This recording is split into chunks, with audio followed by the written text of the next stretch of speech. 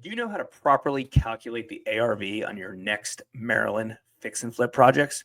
My name is Jason Balin, and 17 years ago, I started Hard Money Bankers. And after 4,000 real estate deals funded, I've learned a lot about after repair values, especially in the state of Maryland, where our office is in Columbia, Maryland. So let's go through some of this stuff. Now, Maryland is a very diverse market in general, right? Because you have the suburbs of Washington, D.C., which are in Maryland. You have Montgomery County and Prince George's County and Frederick County. And then you also have the Baltimore market as well, which is a big area. Baltimore County, Baltimore City, Anne Arundel County. And then you have the Eastern Shore, and then you have the western part of Maryland as well, where Deep Creek Lake is and things like that. So you kind of have four areas. You kind of also have Southern Maryland, which is in there as well, which is Charles and Calvert County. So you have a lot of counties. You have two major markets. You've got some smaller pockets. There's a lot of states that don't have that.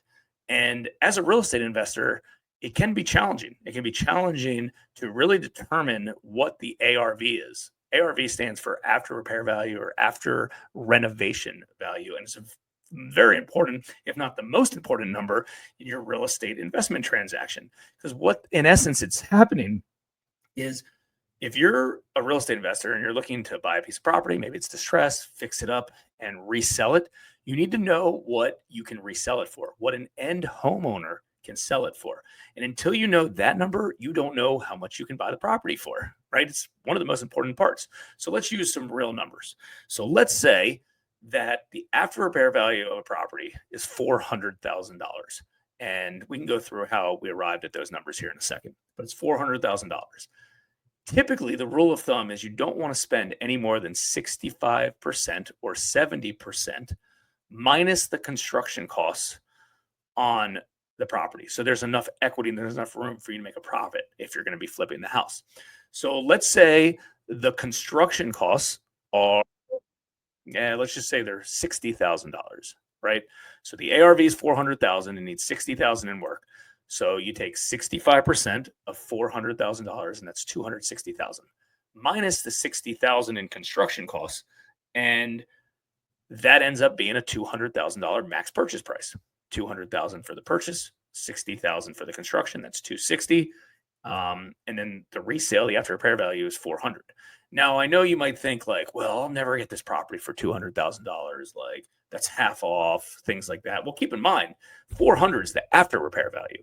The as is value might only be $200,000 or $230,000 anyways, because it's distressed and it needs work. And in order for it to be worth $400,000, it needs substantial work. And that's where you come in as a real estate investor to go fix and flip that property.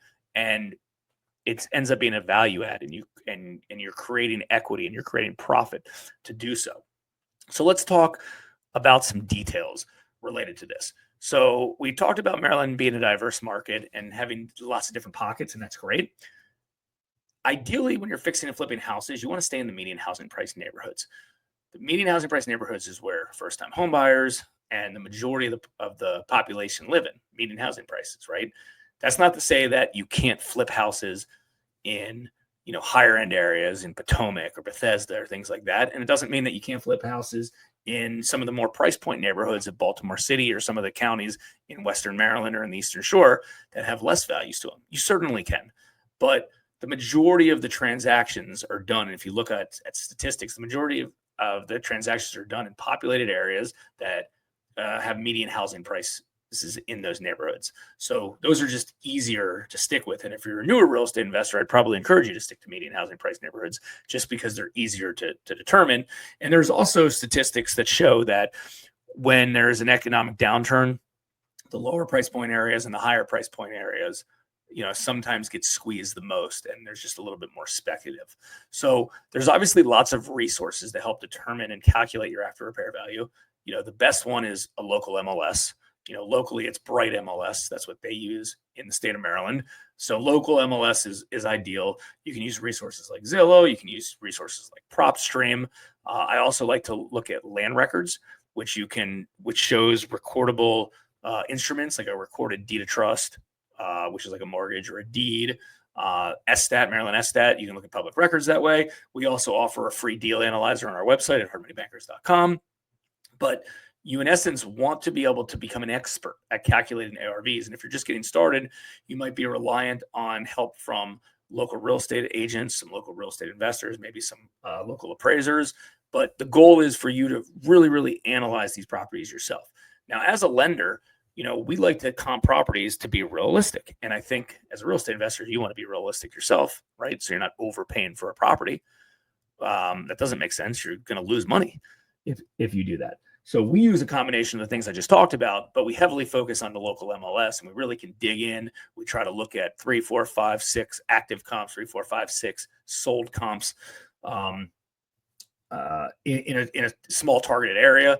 Some areas are easier than others, right? Like Baltimore City, you got to be very, very, in the center city, you might only be able to go 1 or 2 blocks away. And if you're in, let's call it PG County, and you're in like more suburban area, and the houses aren't as close to each other, maybe you go out as far as a mile. We look for things as the age of the home. We look for, activity, local activity that's going on. The last thing you want is a property that doesn't have any comps in the last 12 months. We try to pull comps within the last 30 days if we can, or 60 days or 90 days. Certainly not much longer than that. We want to make sure there's good activity that is going on. One other resource I like to use is anything on the internet that can help me, especially free stuff like Google Street View, Google Maps. I think that's important. You can get a good overview by just looking at Google Maps to see what's going on in that area, and if it's an area that houses are upkept or houses that aren't kept. So related to ARVs and property values in general, let's talk about some high risk and some low risk deals. So like you ideally, unless you're an expert, you really want to stay in the lower risk, areas that there's a lot of, moving pieces. People are moving in, people are moving out from. There's a lot of potential inventory, not stuff that there's just tons of inventory and nobody's selling. You want areas, or nobody's buying, I should say. You want areas that there's just stuff going on, median housing price areas. You also don't want to get yourself involved in too of a high risk of a construction project, right? So if you're a newer real estate investor, you don't really want to take on a $125,000 construction project. Maybe say something more reasonable, $30,000, $40,000, $50,000, $60,000. But when you're evaluating your ARV, you got to take that in consideration. Are you going to do a high-end renovation, a medium renovation? You're just going to do lipstick on a pig? And after repair value isn't necessarily always the mapped out perfect new construction. It could just be a nice livable property that you're going to renovate and update stuff to do. So if you're in a lower price point area, you can't put a high-end kitchen like Viking appliances in there. You'll never get your money out of it. So you really need to understand what type of things. One of the biggest mistakes I see real estate investors do is they calculate their ARVs based on only the highest comps and based on real estate investors that do a ton of deals and are experts in that area. And a newer real estate investor might not be. If I'm flipping a house in Anne Arundel County, and I've never flipped a house in that neighborhood, and it's a nicer medium housing price neighborhoods, and I'm up against like a big rehabber that does lots and lots of deals, they know down to a T of what granite to put in that kitchen, what size countertops to put in places, how many beds, how many baths, what color front door you need to color the thing. There's a science to all of this stuff, right? It takes time. That's not to say that you can't compete with that. You just need to be a little bit more conservative and don't base your numbers off the highest ARV, right? If there's a $200,000 nice property sold, a $210 nice property sold, a $225 nice property sold, stick to something kind of in the middle range on the lower side, just to be conservative. Because also, as a hard money lender or whoever lender you use, they're going to do that as well. They're not going to give you, they're not going to say, oh, well, there's one comp at this high price, I'm going to base it off of that. They're going to be a little bit more conservative, and you should be as well. So hopefully you found this helpful. If you're, looking to calculate ARVs and learning about calculating ARVs and after repair values, like that's one of the most important parts of the real estate investment process. You need to understand the values. And honestly, I think Maryland, because it's just a big area and there's a lot of suburbs, is somewhat easier than some of the other states to do that. So become an expert at calculating your ARVs. You'll be happy. Definitely check out hardmoneybankers.com. We have lots of ongoing free resources about the local real estate community of what's going on. Or if you want to apply for a quick loan, you can do that at hardmoneybankers.com as well.